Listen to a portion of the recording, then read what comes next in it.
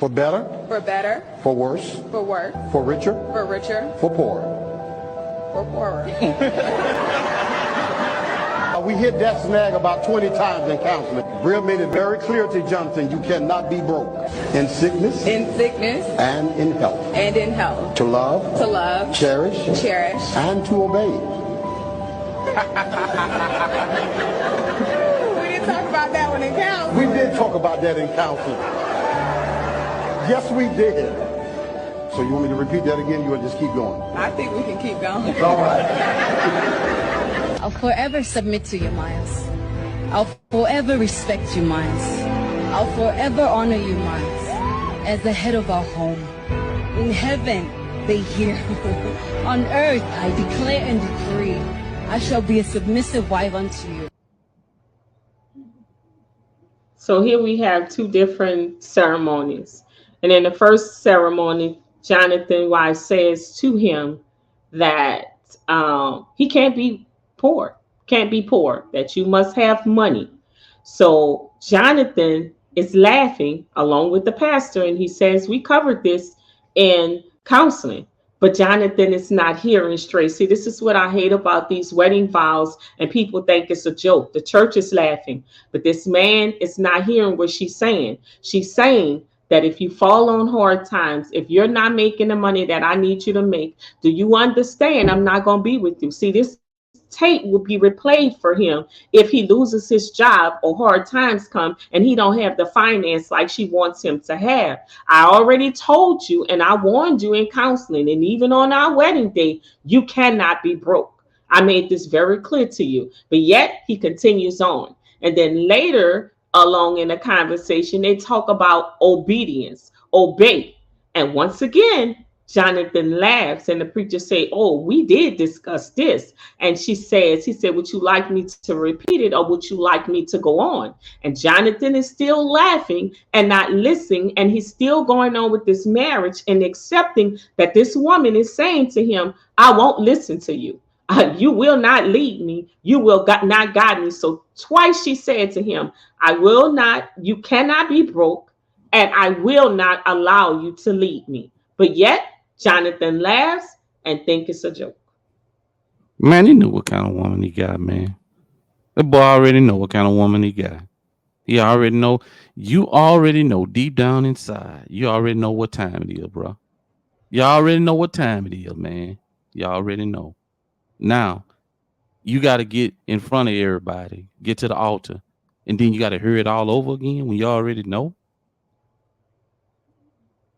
You've been around this woman long enough to know her attitude, to know her ideology, to know how she think, know how she act. You've been around her long enough. Because most of the time, when women want to get married and they want to get married to the guy that they really want to get married to, it don't go like this. She don't even come close to me. Even if deep down inside she's afraid to say, I will obey. I'm afraid to say or that, I'll be with you if you fall on hard time. Even if she's afraid to say it, she still say it. She's still to say it. But she's not afraid to say it because guess what? She's been like this the whole time. This is who she is. And I can guarantee you this much.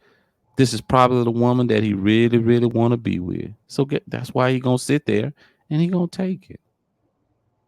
I just kind of fought some of the pastors that do this counseling and leave the counseling sessions with these things and saying so lightly, he said, we covered these things, but she made it clear that Miles cannot be broke. Now, he might have said in counseling, Jonathan, you do understand that you can't be broke, that this is clear that you can't fall on hard times financially. That's a lot to put a lot of pressure on a person. At this point, it don't matter what the preacher would have said. It don't matter what the pastor would have said. He could have told him all that stuff. He gonna still push through with this wedding. He gonna still push through with it. Don't matter what he said. He's sitting there telling him right now, we went over this here in counseling. But guess what? The woman said, we're going to push on past that part. He ain't say, you know what? Hey, let's call this thing off right here, right now. He didn't say that. He pushed through. Just like if the pastor could have broke it down 22 different ways in counseling. You know this. Man, you shouldn't do that. If she ain't doing this, guess what? He gonna push through. Simple as that. Ain't nothing I can guarantee ain't nothing that pastor could have said to make him change his mind.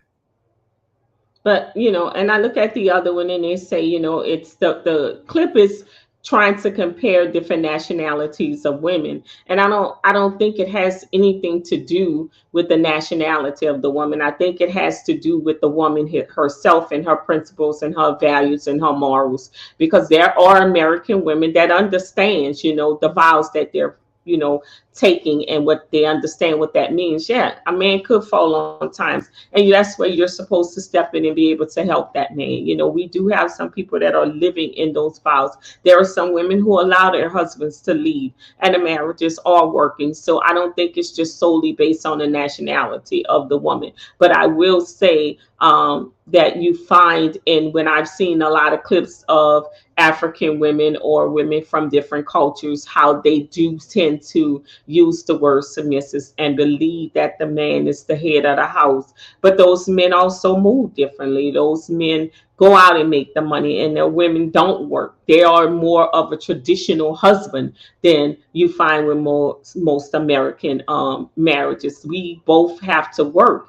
And whereas with the African or the other nations, you may find that the woman is not working. She's not required to bring any money into the house, whole. So, they tend to look at things a little different, but I don't think it's because of the nationality that the women are different in the way they approach marriage. I just think it's in the individual woman, sort of like you saying, he knows what he's getting.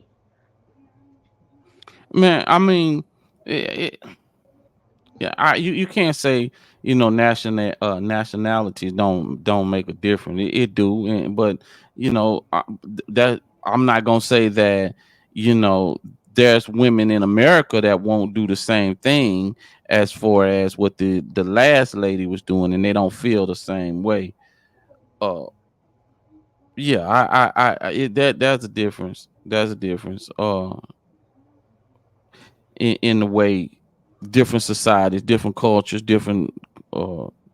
But with that being said, we can't make it seem like just because they're a certain way that they're perfect. They're perfect women just because Mm-hmm. they're foreigners. That just because they do certain things that don't mean that that's not something else that you're not gonna like about it because they're human also. You Mm-hmm. know, there's definitely a such thing as Americanized attitude. Mm-hmm. Uh, but man, I don't And know. I don't she may know. not like it if he's poor. Right now she may not like it because this is a big grand wedding, and those African weddings can be extremely grand, like over the top grand, and they buying these big fancy cars and stuff for their wives. So I mean, all that is great right then and there, but even her, if the husband was to lose the money and get poor, that would be a test of their marriage. And so until you're in that situation, you don't know how that person is going to respond, whether you're American, African, or from a different nationality. I think And it's all individualized. to be honest with you, for the most part, if a woman only respects you because of your ability to provide, your You don't ability to, respect it. then that's what you're gonna lean on the whole time. So if you lose those things, then you're gonna lose her. But it's women that respect you outside of what you can provide. They just respect you because of who you are, the spirit that you carry, and what you mean to her. Mm-hmm. A lot of time, we all have that type of person. Mm-hmm. But we're the prize. We're the prize in their eyes, Mm-hmm. but in our eyes, they're not the prize. So we off chasing, just like homeboy in the beginning, just like dude in the beginning. He gonna sit up there and allow the woman to say, "Well, we're gonna skip over the obey part." You and the falling on hard time. You do understand that, and so that's what you gonna get, man. So she only respects what you have. She don't really respect. Now, I'm not gonna say she don't respect it all the way, but she might still have a little respect, but it's mostly built around what she said. She wants to be able to say whatever she want to say, do whatever she want to do, and you need to be able to take whatever she say. And plus, if you lose our standard of living, then guess what? You gonna lose me, and you need to understand that. Mm-hmm. And he do. Deep down inside, he do. So he'll work his ass off. Yep. I was about to say that's gonna put a lot of pressure on him. And right now it's fun and it's all dandy until that pressure backs you up against the wall. And he doesn't realize what he's signing up for right now. And I hope that he never gets in that position that he has to find out. But everything could be good today, all this money you're spending. But when them hard times hit, like you always say, when life started lifing, you want somebody that's more solid than that, that's gonna stand with you through the thick and thin, not just because of the money, because it could be a major disaster could come and cause y'all to lose everything, and then you're not working, and then you use the money you had saved to live off. So it could be something that devastating. Will that person still be able to stand with you through the struggle? So you have to look at the big picture when somebody is, saying you can't be broke. Come on, that's unrealistic. That's unrealistic.